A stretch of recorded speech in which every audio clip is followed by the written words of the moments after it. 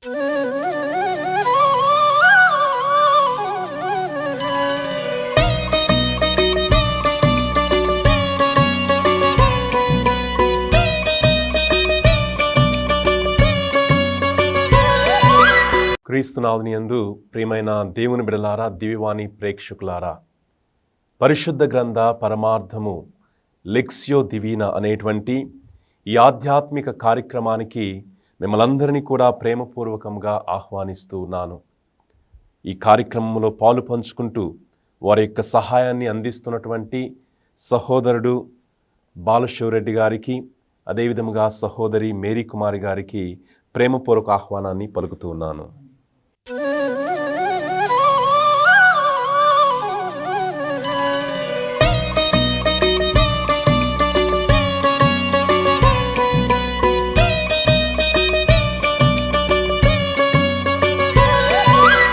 నన్ను అనుసరింపగోరువాడు తనను తాను పరిత్యజించుకొని తన సిలువను ఎత్తుకొని నన్ను అనుసరింపుము అని ప్రభువు ఈనాటి సువిశేష పట్టణంలో బోధిస్తూ ఉన్నారు. ఈనాడు మనము సామాన్య కాల 22వ ఆదివారపు సువిశేష పట్టణాన్ని ధ్యానించబోతున్నాం. మొట్టమొదటిగా సువిశేష పట్టణాన్ని ఆలకించుదాం. అప్పటి నుండి యేసు శిష్యులతో తాను యెరూషలేమునకు వెళ్ళి పెద్దల వలన, ప్రధాన అర్చకుల వలన, ధర్మశాస్త్ర బోధకుల వలన పెక్కు బాధలను అనుభవించి మరణించి 3వ దినమున పునరుత్థానమగుట అగత్యమని వహించెను. అంతటా పేతురు ఆయనను ప్రక్కకు కొనిపోయి, ప్రభు, దేవుడు దీనిని నీకు దూరము చేయునుగాక, ఇది ఎన్నటికి నీకు సంభవింప ఉండునుగాక అని వారింపసాగెను. అందుకు ఆయన పేతురుతో, ఓ సైతాను, నా వెనుకకు పొమ్ము, నీవు నా మార్గమును ఆటంకముగా ఉన్నావు. భావములు మనుషులకు సంబంధించినవే కానీ దేవునికి సంబంధించినవి కావు అనెను. నన్ను అనుసరింపగోరువారు తన్ను తాను పరిత్యజించుకొని తన స్లీవను ఎత్తుకొని నన్ను అనుసరింపవలెను. తన ప్రాణమును కాపాడుకొని చూచువాడు దాన్ని పోగొట్టుకొనును. నా నిమిత్తమై తన ప్రాణమును దారపోయేవాడు దానిని దక్కించుకొనును. మానవుడు లోకమంతటిని సంపాదించి తన ప్రాణమును కోల్పోయినచో వానికి ప్రయోజనమేమి? తన ప్రాణమునకు బదులుగా మానవుడు ఏమి ఇయ్యగలడు?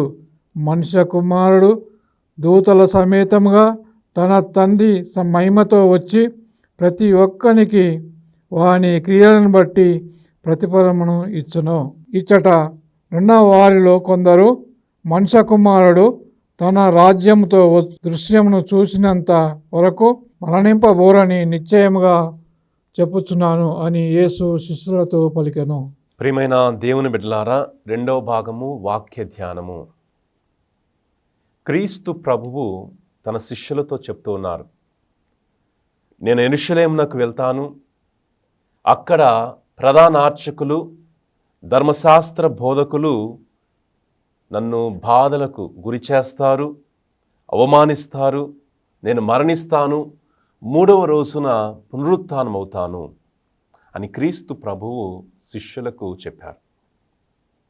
క్రీస్తు ప్రభువు మత్తయి సువార్తలో మనం చూస్తే దాదాపుగా 3 సార్లు ఇదే మాటను శిష్యులతో చెప్పారు.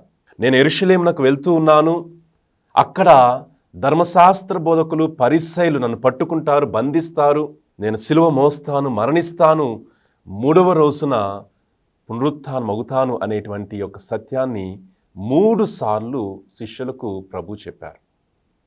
ప్రియమైన దేవుని బిడ్డలారా, ఈనాడు ఈ చదివినటువంటి వాక్యములో ప్రధానార్చకులు, ధర్మశాస్త్ర బోధకులు, యూదులకు ఒక న్యాయస్థానం ఉంది. ఈ న్యాయస్థానంలో ఎవరు ఉంటారంటే ప్రధానార్చకులు, ధర్మశాస్త్ర బోధకులు మరియు పెద్దలు. ఈ 3 గ్రూపుల వాళ్ళు యొక్క యూదుల న్యాయసభలో ఉంటారు. వీరు అనేకమైనటువంటి న్యాయ తీర్పులు తీర్చుతూ ఉంటారు. అయితే చెప్తున్నారు ప్రభు, ప్రధానార్చకుల చేతులలో, ధర్మశాస్త్ర బోధకుల యొక్క చేతులలో నేను అప్పగింపబడతాను అని చెప్పారు. నేను సిలువను మోయాలి, మరణించాలి, 3వ రోజున పునరుత్థానం అవ్వాలి, ఇది అవసరము అని ప్రభు చెప్పారు. ఇది అవసరము, ఈ కార్యాలు జరగటము అవసరము అని ప్రభు చెప్పారు. ప్రియమైన దేవుని బిడలారా, క్రీస్తు ప్రభు సిలువను మోయటము, మరణించటము, పునరుత్థానం అవ్వటం అనేది దేవుని యొక్క చిత్తము. ఇది జరగాలి. ముందుగా మనం గమనించినట్లయితే పాత నిబంధన గ్రంథంలోనే కొంతమంది ప్రవక్తలు క్రీస్తు ప్రభుని యొక్క జీవితం గురించి, వారి యొక్క జీవిత ఉద్దేశం గురించి, వారి జీవితంలో చేయాల్సినటువంటి కార్యములను గురించి ముందుగానే చెప్పారు. యెషయా ప్రవక్త కావచ్చు, జకరియా ప్రవక్త కావచ్చు, కీర్తనలో కీర్తనాకారుడు కావచ్చు, వీరు ముందుగానే క్రీస్తు ప్రభుని యొక్క జీవిత పరమార్థము అనగా వారి యొక్క సిలువ మరణ పునరుత్థానాల గురించి వారు ముందుగానే బోధించారు. ఇప్పుడు క్రీస్తు ప్రభువు ఆ దేవుని యొక్క చిత్తమును నెరవేర్చాలి, ఇది అవసరము. చూసినట్లయితే మనము మత్తయి సువార్త 26వ అధ్యాయము 28వ వచనంలో ప్రభు అంటారు, అనేకుల పాప పరిహార్థమై చిందబడనున్న నిబంధన యొక్క నా రక్తము. అంటే క్రీస్తు ప్రభువు పాపాత్ములమైనటువంటి మనందరి కొరకై తన యొక్క రక్తమును చిందించాలి. ఈ విషయాన్ని సాక్షాత్తు క్రీస్తు ప్రభువే కడరాత్రి భోజన సమయంలో తన యొక్క శిష్యులతో చెప్పారు. నా రక్తమును నేను చిందించాలి, నా శరీరమును అర్పించాలి, సిలువ బాధలను అనుభవించాలి అనేటువంటి విషయాన్ని ప్రభువు తెలియచేశారు. ఇది అవసరము, ఇది రక్షణ కార్యము అనేటువంటి విషయాన్ని ప్రభువు తెలియచేశారు. ప్రియ దేవుని బిడ్డలారా, పేతురు ప్రభువును పక్కకు తీసుకుని వెళ్ళి, ప్రభు దేవుడు దీనిని నీకు దూరము చేయునుగాక అని చెప్తున్నారు. క్రీస్తు ప్రభు తండ్రి యొక్క చిత్తాన్ని తెలియచేసినప్పుడు పేతురు అంటున్నాడు, దేవుడు దీనిని నీకు దూరము చేయునుగాక అంటున్నాడు. అంటే పేతురు తెలియక చెప్తున్నటువంటి మాట ఇది. ప్రియ దేవుని బిడ్డలారా, మానవీయ కోణముతో మాట్లాడుతున్నటువంటి మాట ఇది. దేవుని యొక్క చిత్తానికి వ్యతిరేకంగా మాట్లాడుతున్నటువంటి మాట ఇది. దేవుడు నీకు దూరము చేయునుగాక అని పేతురు క్రీస్తు ప్రభువుకు చెప్పారు. మామూలుగా గ్రీకు భాషలో మనం గమనించినట్లయితే పేతురు మామూలుగా చెప్పలా, గర్దించాడు. క్రీస్తు ప్రభును పక్కకు తీసుకుని వెళ్ళి, ప్రభువా ఇవన్నీ నీకు దూరముగా ఉండునుగా కానీ గట్టిగా గర్దించాడు పేతురు క్రీస్తు ప్రభు. ఈ గర్దించాడనేటువంటి మాట మనకు బైబిల్ గ్రంథంలో పలు చోట్ల కనబడుతుంది. క్రీస్తు ప్రభు ఉపయోగించారు ఈ మాటను. క్రీస్తు ప్రభువు దెయ్యము పట్టినటువంటి వ్యక్తిని తన దగ్గరకు తీసుకుని వచ్చినప్పుడు ఆ దెయ్యమును క్రీస్తు ప్రభు గద్దించాడు. తుఫానులో చిక్కుకున్నప్పుడు క్రీస్తు ప్రభు ఆ తుఫాను గద్దించాడు. ఇప్పుడు పేతురు క్రీస్తు ప్రభువును పక్కకు తీసుకుని వెళ్ళి మామూలుగా చెప్పట్లా, పేతురు క్రీస్తు ప్రభువును గద్దిస్తున్నాడు, ప్రభువా దూరంగా ఉండాలివి అనే విధంగా గట్టిగా దేవుని యొక్క చిత్తానికి వ్యతిరేకంగా పేతురు మాట్లాడటం మనం చూస్తున్నాం. ప్రియ దేవుని బిడ్డలారా, ఈ సంఘటన ముందు క్రీస్తు ప్రభువు కైసరియా ఫిలిప్పు పోయిన వారం మనం ధ్యానించాం. కైసరియా ఫిలిప్ ఆ ప్రాంతంలోకి వచ్చిన ప్రభు అడిగారు, ఏమనుకుంటున్నారు అని అడిగినప్పుడు పేతురు అన్నాడు, నీవు సజీవుడగు దేవుని కుమారుడైన క్రీస్తువు అని ఒక విశ్వాస మాటను పేతురు పలికాడు. దానికి క్రీస్తు ప్రభువు, పేతురు నీవు రాయివి, నీ మీద నా సంఘాన్ని నిర్మిస్తానన్నాడు. ఇప్పుడు అదే పేతురు దేవుని యొక్క చిత్తానికి వ్యతిరేకంగా మాట్లాడినప్పుడు ప్రభు అంటున్నారు, చీపో సైతాను, చీపో సైతాను. ఈ సైతాను అనేటువంటి ఈ యొక్క మాటను మనం చాలా సందర్భాల్లో చూస్తాం. సైతాను చేసేటువంటి పని ఏంటి అంటే సైతాను శోధిస్తుంది, సైతాను పరీక్షలను పెడుతుంది. ఈ మత్తయి సువార్త 4వ అధ్యాయంలో మనకు తెలుసు, క్రీస్తు ప్రభు ఎడారిలో 40 రోజుల సమయాన్ని గడిపినప్పుడు సైతాను వచ్చి క్రీస్తు ప్రభును 3 సార్లు శోధించింది, 3 సార్లు పరీక్ష పెట్టింది. ఈ రాళ్ళను రొట్టెలుగా చేసుకో అని, నీవు శారీరకంగా సుఖంగా ఉండు, ఆకలితో ఉండకూడదు, ఆధ్యాత్మికంగా ఉండకూడదు, ఆత్మీయంగా ఉండకూడదు, నువ్వు సుఖంగా ఉండు అని రాళ్ళను రొట్టెలుగా చేసుకొని సైతాను క్రీస్తు ప్రభును పరీక్షించింది, శోధించింది. ఆ పరీక్షలో క్రీస్తు ప్రభు ఓడిపోలా, బలంగా నిలబడ్డారు, ఆత్మీయంగా నిలబడ్డారు. ఆ పరీక్షలో ప్రభు నెగ్గారు. అదేవిధంగా మనకు పాత నిబంధన గ్రంథంలో యోబు గుర్తొస్తాడు. యోబు చాలా పరిశుద్ధమైనటువంటి జీవితాన్ని జీవిస్తున్నాడు. 10 మంది సంతానముతో, ఆస్తులతో సంతోషంగా జీవిస్తున్నప్పుడు ఈ సైతాను దేవుని దగ్గరికి వెళ్ళి అంటూ ఉంది, నీవు అన్నీ ఆయనకి ఇచ్చావు కాబట్టే ఆయన నిన్ను స్తుతిస్తూ ఉన్నాడు అని సైతాను యోబు గురించి దేవుని వద్ద మాట్లాడినప్పుడు దేవుడు చెప్తాడు, సరే అని చెప్పినప్పుడు సైతాను యోబును పరీక్షిస్తుంది. చూడండి ప్రియమైన దేవుని బిడ్డ, సైతాను చేసేటువంటి పని ఇదే. అది శోధిస్తూ ఉంటుంది, పరీక్షిస్తూ ఉంటుంది. ఈ శోధించటం, పరీక్షించటం వలన మన యొక్క లక్ష్యాన్ని మనము చేరకుండా ఆపివేస్తుంది, ఆ యొక్క లక్ష్యాన్ని పక్కకు నెట్టేస్తుంది. మామూలుగా పాపము అనేటువంటి మాటకు అర్థము మిస్సింగ్ ద మార్క్ అంటాం, మిస్సింగ్ ద గోల్. గ్రీకు భాషలో హమర్తియా అంటే దాని యొక్క అర్థము missing the mark, missing the goal. లక్ష్యాన్ని చెడగొట్టడము, లక్ష్యాన్ని కోల్పోవటం. ఈ సైతాను చేసే పని కూడా అదే. క్రీస్తు ప్రభు తన యొక్క జీవిత ఉద్దేశము తెలియచేసినప్పుడు, ఇదిగో నేను యెరూషలేము వెళ్ళాలి, నా రక్తమును చిందించాలి, నేను మరణించాలి, 3వ రోజున పునరుత్థానం అవ్వాలి, దేవుని చిత్తము, తండ్రి చిత్తము అని తన యొక్క జీవిత లక్ష్యాన్ని శిష్యులతో చెప్పినప్పుడు సైతాన్ ఏ విధంగా అయితే శోధిస్తూ ఆ లక్ష్యాన్ని పక్కకు నెట్టేస్తుందో, అలానే పేతురు క్రీస్తు ప్రభు యొక్క లక్ష్యాన్ని పక్కకు నెట్టేయటానికి ప్రయత్నం చేస్తున్నాడు. ప్రభు, దేవుడు నీకు ఇవన్నీ కూడా దూరము చేయనుగాక అని ప్రియమైన దేవుని బిడ్డలారా పేతురు క్రీస్తు ప్రభుతో మాట్లాడుతున్నారు. అప్పుడు క్రీస్తు ప్రభు చెప్తున్నారు, ఓ సైతాను, నా ఎదుటి నుండి పొమ్ము, నీవు నా మార్గమునకు ఆటంకముగా ఉన్నావు.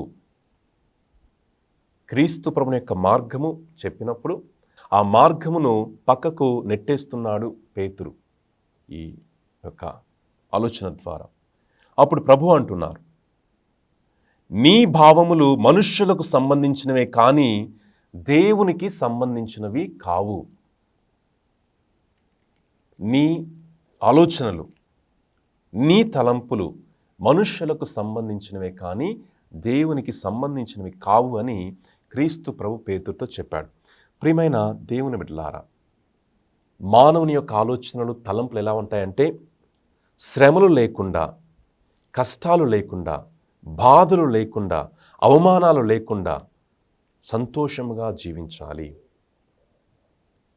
ఈ కష్టాలు లేకుండా జీవించాలని కోరుకునేది మానవుడు, బాధలు లేకుండా జీవించాలని కోరుకునేది మానవుడు. కానీ ఈ మానవుని యొక్క ఆలోచనలకు వేరుగా ఉంటాయి దేవుని యొక్క ఆలోచనలు. అందుకని ప్రభు అన్నారు, నీవు మానవుని యొక్క ఆలోచనతో ఉన్నావు పేతురు. మానవుడు ఏ విధంగా అయితే సుఖాలు అనుభవించాలనుకుంటాడో, కష్టాలకు దూరంగా ఉండాలనుకుంటాడో ఆ విధంగా నువ్వు ఆలోచిస్తున్నావు, కానీ నీవు దైవీకముగా ఆలోచించటం లేదు,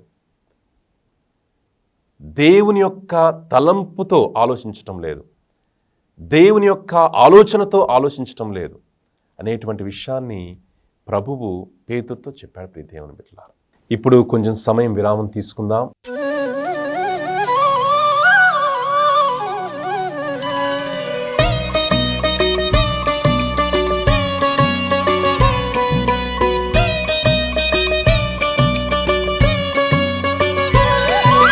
విరామం తర్వాత మన యొక్క కార్యక్రమాన్ని కొనసాగించుదాం.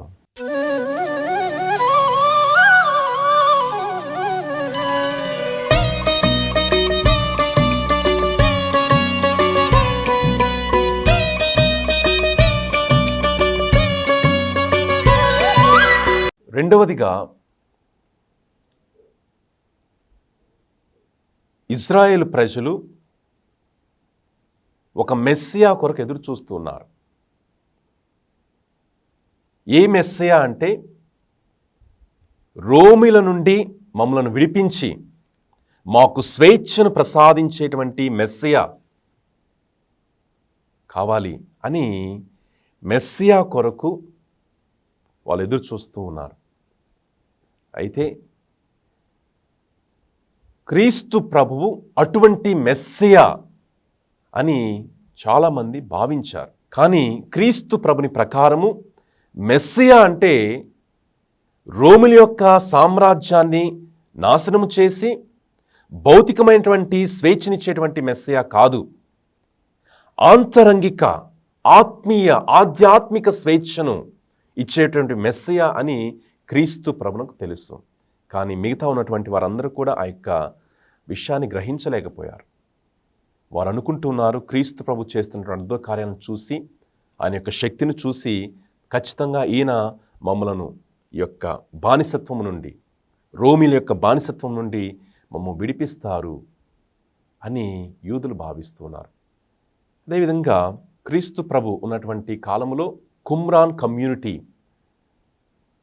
కుమ్రాన్ సంఘము అనేటి ఒక సంఘము జీవిస్తుండేది.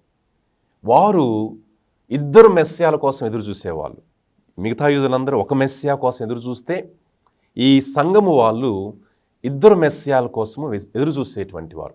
ఒక మెస్సియా ఆ యొక్క సంఘాన్ని రక్షిస్తాడని, ఇంకొక మెస్సియా మిగతా యూదులందరినీ కూడా రక్షిస్తాడని ఈ కుమ్రాన్ కమ్యూనిటీ వాళ్ళు ఇద్దరు మెస్సియాల కోసము ఎదురు చూసేవారు. అంటే చూడండి, ఆనాటి కాలంలో ఆ కుమ్రాన్ కమ్యూనిటీ వాళ్ళు కావచ్చు, మిగతా యూదులందరూ కూడా ఎదురు చూస్తుంది ఒక మెస్సియా వస్తాడు, ఆయన మమ్మలను బాహ్యపు బానిసత్వం నుండి, రోమీల బానిసత్వం నుండి మమ్మలను కాపాడుతాడు అని ఎదురు చూస్తున్నారు. అయితే క్రీస్తు ప్రభుని ప్రకారము మెస్సియా అంటే అటువంటి మెస్సియా కాదు. మరణించాల్సినటువంటి మెస్సియా, సిలువను మోయాల్సినటువంటి మెస్సియా, రక్తము చిందించాల్సినటువంటి మెస్సియా. ఇది దేవుని యొక్క ప్రణాళిక అని క్రీస్తు ప్రభువు మొదటి భాగంలో ప్రియమైన దేవుని బిడ్డలారా తెలియచేశారు. తర్వాత క్రీస్తు ప్రభు ఇంకొక మాట కూడా చెప్తున్నారు తన యొక్క శిష్యులతో, నన్ను అనుసరింపగోరువాడు తనను తాను పరిత్యజించుకొని తన సిలువను ఎత్తుకొని నన్ను అనుసరింపవలెను. ఈ వాక్యములో తనను తాను త్యజించుకోవటము, సిలువను ఎత్తుకోవటము, అనుసరించటం అనేటువంటి 3 పదాలు ఉన్నాయి. ఈ 3 పదాలను మనం గ్రీకు భాషలో చూసుకున్నట్లయితే ఒక అర్థం అనేది మనకు వస్తూ ఉంది. ఏంటి అంటే, క్రీస్తు ప్రభువు తనను తాను పరిత్యజించుకోమని చెప్పినప్పుడు అది ఒక్కసారి జరగాలి. తనను తాను పరిత్యజించుకోవటం అనేది ఒక్కసారి, సిలువను ఎత్తుకోవటం అనేది ఒక్కసారి, అనుసరించటం అనేది అనేక సార్లు, అనునిత్యము అనేటువంటి విషయము మనకు గ్రీకు భాషలో అర్థమవుతుంది. ప్రియ దేవుని బిడ్డలారా, అంటే చూడండి, క్రీస్తు ప్రభువును అనుసరించాలి అనుకున్నటువంటి వాళ్ళు మొట్టమొదటిగా ఒక నిర్ణయం అనేది తీసుకోవాలి. ఆ నిర్ణయంలో తెగింపుతనం అనేది ఉండాలి. మొట్టమొదటిగా once and for all he should take up the cross అనేటువంటి భావము మనకు అర్థమవుతుంది. తన యొక్క జీవితంలో మొట్టమొదటిగా క్రీస్తు ప్రభువును అనుసరించాలనుకున్నప్పుడు జీవితాంతము నీవు త్యజించుకోవటానికి నిర్ణయం తీసుకోవాలి. జీవితాంతము సిలువను ఎత్తుకోవటానికి నీవు నిర్ణయం తీసుకోవాలి. ఈ నిర్ణయం నువ్వు తీసుకున్న తర్వాత ప్రభుని అనుసరించాలి, అనునిత్యం అనుసరించాలి అనేటువంటి అర్థము మనకు వస్తుంది. అయితే ప్రియమైన దేవుని బిడ్డలారా, సిలువ అనేటువంటి పదము గురించి మనము అనేక సార్లు ధ్యానం చేసి ఉన్నాం. మామూలుగా ఈ సిలువ వేయటం అనేది, ఒకరిని సిలువకు గురి చేయటం అనేది రోమీలు చేసేటువంటి పని. రోమీలు వారు విధించేటువంటి శిక్ష సిలువ. అయితే క్రీస్తు ప్రభువు తన వయస్సు 6 సంవత్సరాల వయస్సులో కూడా ఒక సంఘటన జరిగింది పాలస్తీనా దేశంలో. యూదులు కొంతమంది రోమీలకు ఎదురు తిరిగినప్పుడు, రోమీలు మీరు మాకు ఎదురు తిరుగుతారా, మేము రాజులము, మేము అధికారంలో ఉన్నాం, మీరు మాకు ఎదురు తిరుగుతారని క్రీస్తు ప్రభు వయసు సుమారుగా 6 సంవత్సరాల వయసులో అనేక మంది యూదులను నజరేత్ పట్టణమునకు సుమారుగా 4 మైళ్ళ దూరంలో అనేక మంది యూదులను రోడ్డు ప్రక్కన సిలువ వేసి చంపారు. అంతేకాదు అనేక సార్లు యూదులకు ఈ సిలువ మరణం అనేది రోమీలు విధిస్తూ ఉన్నారు. మనకు కొత్తగా అనిపించవచ్చు సిలువ అనేటువంటి మాట, కానీ ఆనాటి కాలంలో యూదులందరికీ కూడా తెలుసు, ఒక వ్యక్తిని సిలువ వేస్తే ఆ వ్యక్తి ఎటువంటి పరిస్థితిలో ఉంటాడు. మొట్టమొదటిగా సిలువ వేయబడినటువంటి వ్యక్తి అవమానానికి గురి అవుతాడు. ఆ సిలువ వేసినప్పుడు ఆ వ్యక్తి మీద ఎటువంటి బట్టలు ఉండవు, అది చాలా అవమానకరము. రెండవదిగా ఆ సిలువ వేసినప్పుడు ఆ వ్యక్తిని ఆ ఊరి నడివీధులలో నడిపిస్తూ ఉంటారు, ఆయనను కొడుతూ ఉంటారు, ఉమ్మివేస్తూ ఉంటారు. ఈ విధంగా అనేకమైనటువంటి అవమానాలకు గురి చేసి ఆ సిలువ వేసినప్పుడు ఎటువంటి బట్టలు లేకుండా అవమానకరముగా సిలువ వేసేటువంటి వాడు. మొట్టమొదటిగా ఈ సిలువ మరణం అనేది చాలా అవమానకరమైనటువంటి మరణము. రెండవదిగా ఈ సిలువ మరణం అనేది చాలా కష్టమైనటువంటి బాధాకరమైనటువంటి మరణము. ఎందుకంటే ఆనాటి కాలంలో సిలువ వేసినటువంటి వ్యక్తి దాదాపుగా 2 రోజుల వరకు ఆ సిలువ మీద వేలాడేటువంటి వాడు. 2 రోజుల నుంచి 1 వారం వరకు ఆ సిలువ మీద వేలాడుతూ ఆ సమయంలో మరణించేటువంటి వాడు. ఆ 2 రోజుల పాటు ఎటువంటి ఆహారం లేకుండా, ఊపిరి తీసుకోవటానికి కష్టంగా ఉంటుంది. ఆ ఎండలో నీరు లేకుండా, ఆహారం లేకుండా తన యొక్క శరీరము గాయముల పాలై సుమారుగా 2 రోజుల నుంచి 7 రోజుల పాటు ఆ సిలువ మీద వేలాడుతూ మరణించేటువంటి వారు. స్లో పాయిజన్ అంటాం, నిదానమైనటువంటి మరణము. ఈ విధంగా క్రీస్తు ప్రభు ఈ మాట పలికినప్పుడు, నన్ను అనుసరింపగోరువాడు తనను తాను పరిత్యజించుకొని తన సిలువను ఎత్తుకొని నన్ను అనుసరించండి అన్నప్పుడు ఆ విన్నటువంటి శిష్యులకు తెలుసు ఆ సిలువను ఎత్తుకోవటము ఎంత కష్టతరమైనటువంటి పనో, అవమానకరమైనటువంటి పని. ఇది ప్రభు చెప్పారు. తర్వాత ప్రభు అంటున్నారు, తన ప్రాణమును కాపాడుకొని చూచువాడు దానిని పోగొట్టుకొనును, నా నిమిత్తమై తన ప్రాణమును ధారపోయేవాడు దాన్ని దక్కించుకొనును. ఎవరైతే క్రీస్తు ప్రభుని కొరకై తన ప్రాణమును ధారపోస్తారో వారు దాన్ని పొందుకుంటారు అని ప్రభు ఆ యొక్క మాటను పలికారు. తర్వాత మనందరూ తెలిసినటువంటి వాక్యమే, మానవుడు లోకమంతటినీ సంపాదించి తన ఆత్మను కోల్పోయినచో వానికి ఏం ప్రయోజనం, తన ఆత్మకు బదులుగా మానవుడు ఏమి ఇవ్వగలడు. పేతురు గారు శారీరకమైనటువంటి ఆలోచనతో, ప్రభువా ఈ శ్రమలు బాధలు నీకు వద్దు అని శారీరక ఆలోచనతో పేతురు ప్రభువును వారించాడు, గద్దించాడు. కానీ క్రీస్తు ప్రభు చెప్తున్నాడు, శారీరక ఆలోచన కాదు, ఆత్మీయ ఆలోచన. ఫాదర్, 27వ వచనంలో మానవుడు లోకమంతా సంపాదించి ఆత్మను కోల్పోయినచో లాభం ఏమున్నది, ప్రయోజనం ఏముంది అన్నారు కదా. ఇక లోకాన్ని అంతా సంపాదించడం అంటే ఈ లోకములో ఉన్నప్పుడు మనము ధనధాన్యాలు ఇవన్నీ సంపాదించడం కాదు. ఇక దేవుని యొక్క క్రియలను బట్టి, దేవుని యొక్క ఆత్మానుసారంగా మనం జీవించటం అనేది, దాని గురించి 2 విషయాలను గురించి మాకు కొంచెం తెలియజెప్పండి ఫాదర్. తన ఆత్మను కోల్పోతే ఏం ప్రయోజనం? ఈ లోకంలో అన్నీ నువ్వు సంపాదించుకుంటున్నావు, కానీ అన్నిటికన్నా ముఖ్యము ఆత్మ. ఆ ఆత్మను రక్షించడమే దేవుని యొక్క చిత్తము. దాని కొరకే నేను వచ్చాను, దాని కొరకే నా రక్తమును చిందిస్తూ ఉన్నాను అనేటువంటి విషయాన్ని ప్రభు తెలియచేశాడు. తర్వాత ప్రియమైన దేవుని బిడ్డలారా, ఎవరైతే క్రీస్తు ప్రభును అనుసరిస్తారో, తన యొక్క జీవితంలో తనను తాను పరిత్యజించుకొని సిలువను ఎత్తుకొని ఈ యొక్క నిర్ణయం తీసుకొని అనుదినము ప్రభును అనుసరిస్తారో వారికి ప్రభువు చెప్తున్నారు, వారికి ఒక గొప్ప మేలు ఉంది, బహుమానం ఉంది. ఏంటి ఆ బహుమానం అంటే వారు నిత్య జీవితాన్ని పొందుకుంటారు. ఇప్పుడు 3వ భాగము ప్రార్థన. స్తోత్రం స్తోత్రం స్తోత్రం స్తోత్రం. యేసయ్యా, మమ్మల్ని మిక్కిలిగా ప్రేమించినటువంటి మహా గొప్ప తండ్రి, అవునయ్యా, నీ యొక్క వాక్యాన్ని మేము వినుటకు, నీ యొక్క వాక్యానుసారంగా నడుచుకున్నటకు మమ్మల్ని ఈ యొక్క కేంద్రాన్ని చేర్చినందుకు కూడా నీకు వందనాలయ్యా. నీకు స్తోత్రాలు రాజ్యా, నీకు స్తుతులు అర్పించుకుంటున్నాం తండ్రి. విన్న వాక్యమును నా ప్రభా ప్రతి ఒక్క బిడ్డ, ఇక్కడ చేరినటువంటి ప్రతి ఒక్క బిడ్డ హృదయంలో పదిలపరుచుకొని దాన్ని ధ్యానించి వాక్యాన్ని సారంగా నడుచుకునే భాగ్యాన్ని ప్రసాదింపచేయమని వేడుకుంటున్నామయ్యా.